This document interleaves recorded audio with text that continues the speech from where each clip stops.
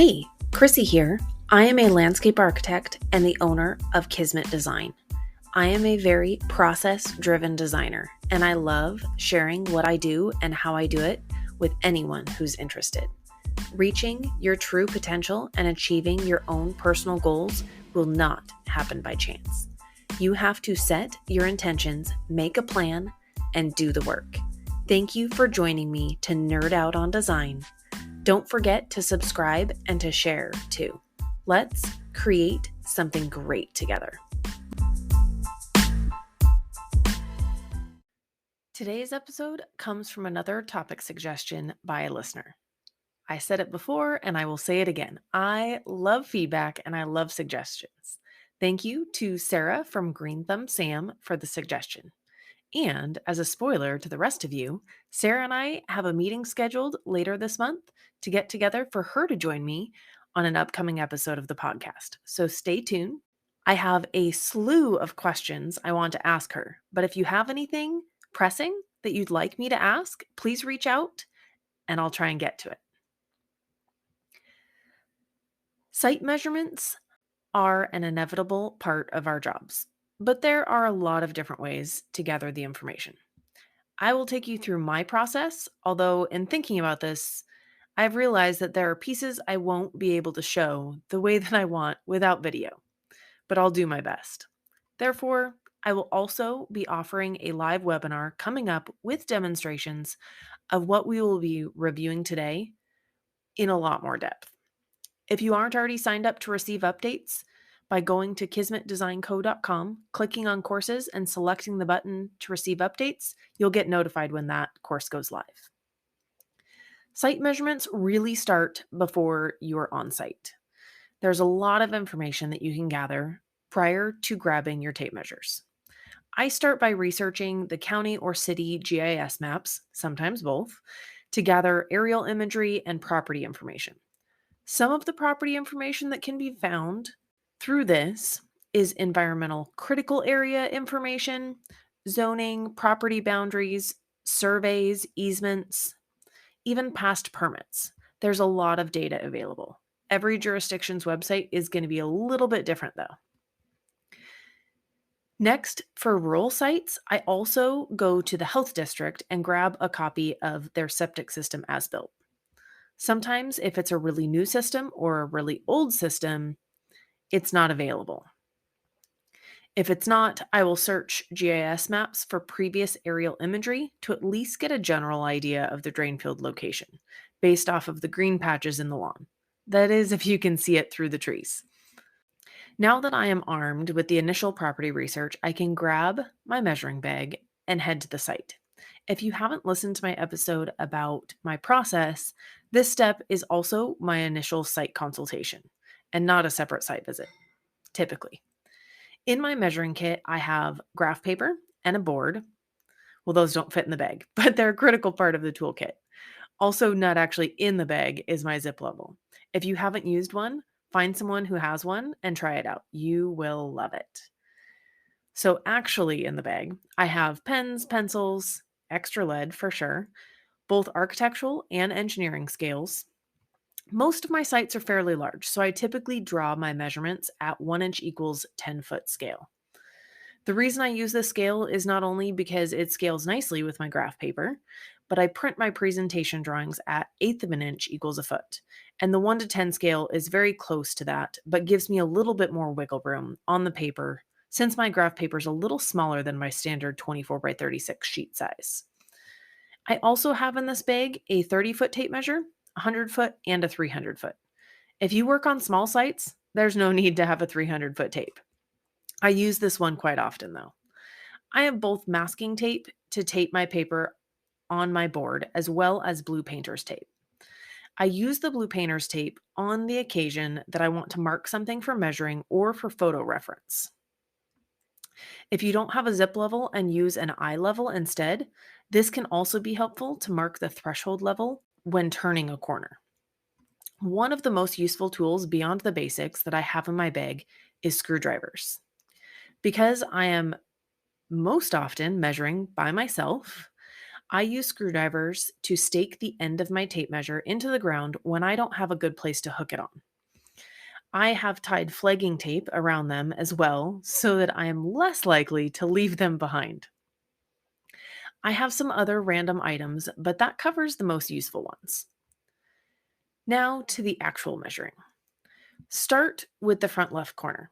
Why do you ask? If you measure left to right, you don't have to read the tape measure upside down. Mistaking a 6 for a 9 and vice versa is easier to do than you would think, especially if you're moving fast. Your scale on your graph paper will also be oriented correctly this way as you're drafting. I'm telling you, there's a reason for everything.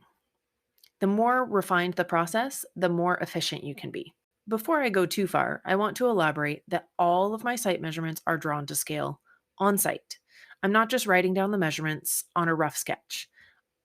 I'm talking about drafting them in real time. It's rough, it's not pretty, but it's there, all accurate, and to scale. So, to start, it's important, especially with larger properties, to ensure you start the drafting in the right spot to fit the property on paper.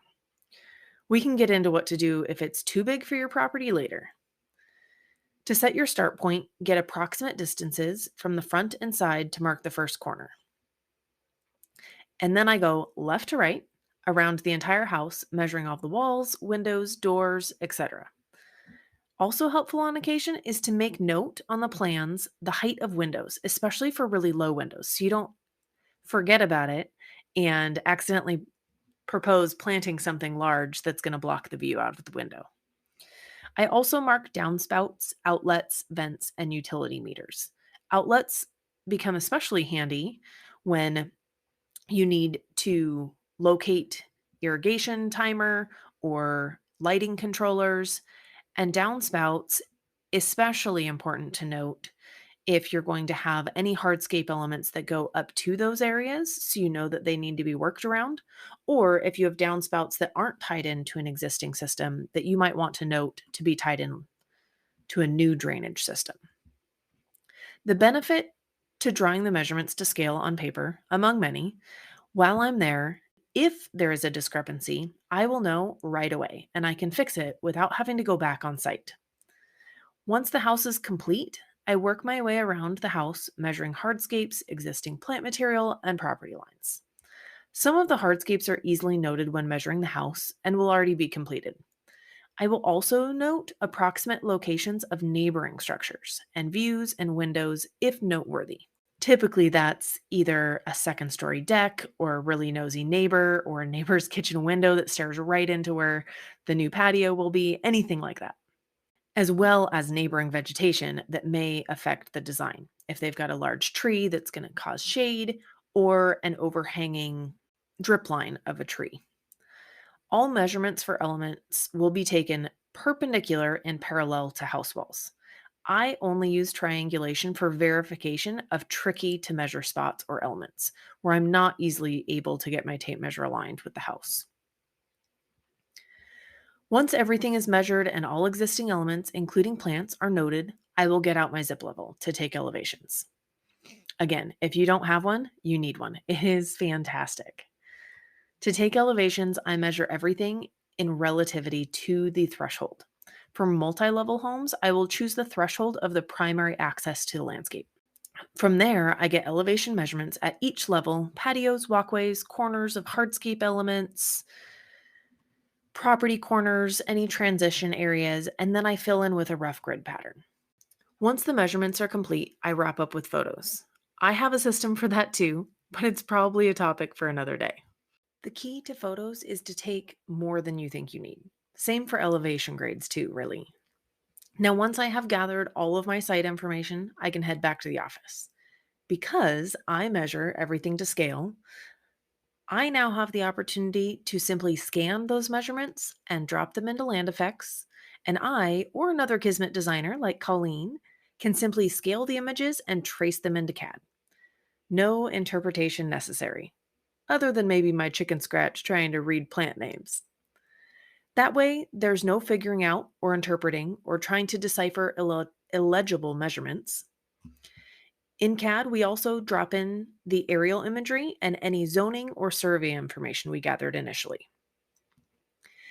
And just like that, it's ready for concepts.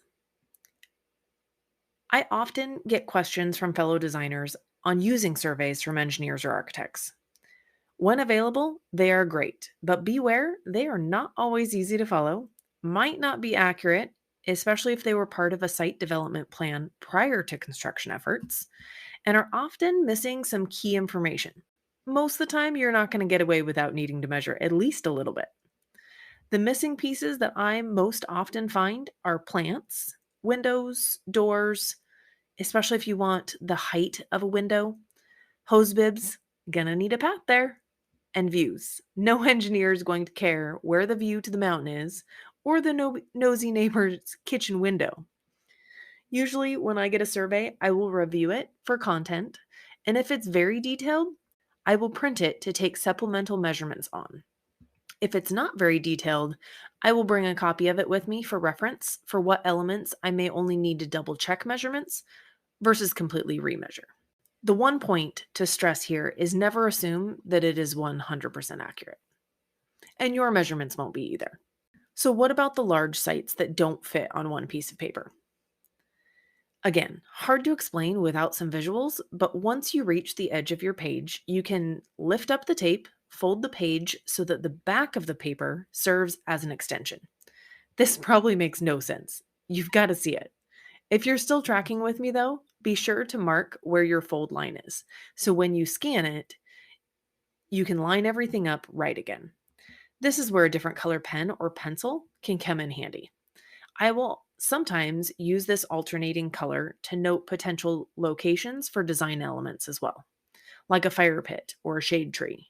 If I'm taking a lot of grades, but also have a lot of plant notations, another color can come in handy there too, to keep from having numbers and letters getting jumbled on the page.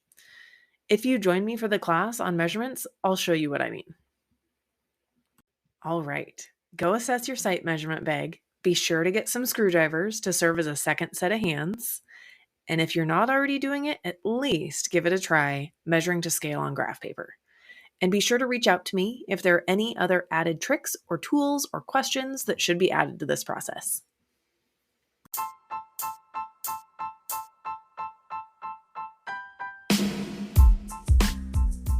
To wrap up, I want to thank you for your time.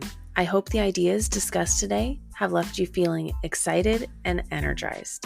As I build both my business and my life, I value the support and feedback you provide. I would love for you to reach out to me to let me know what you think, give me ideas, or just to connect. Please don't forget to subscribe and also share with a friend.